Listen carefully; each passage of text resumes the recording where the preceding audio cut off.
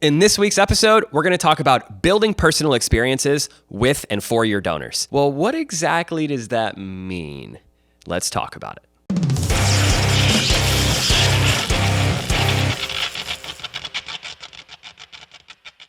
Three things that you might want to consider when building personal relationships with your donors. Number one, ask them to get involved in other events, what we call small E events, outside of your larger annual fundraisers, where there's not an ask. They're just getting their hands dirty and helping you help the community. A couple of different small E ideas for you to engage your donors.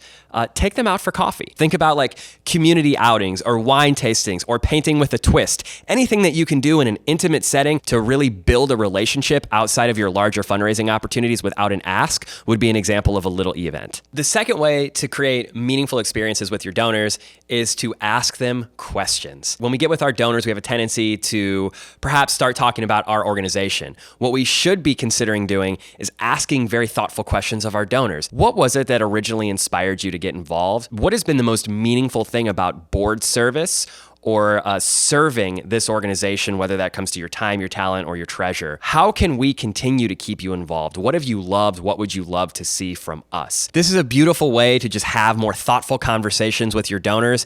And it's approaching your relationships with a genuine and thoughtful curiosity. And last but not least, number three is highlight donor stories of impact. Remind your donors how much they've helped you accomplish over the past year.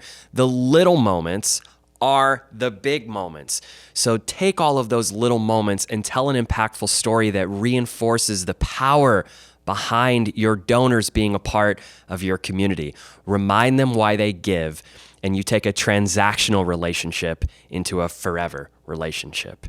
All right, that is it for this week's Insider Insight. If you found this valuable, please like, subscribe, and share this with your neighbor, your uncle, your brother, your sister, your cousin, your friend Betty. She may find this valuable too. We'll see you next week.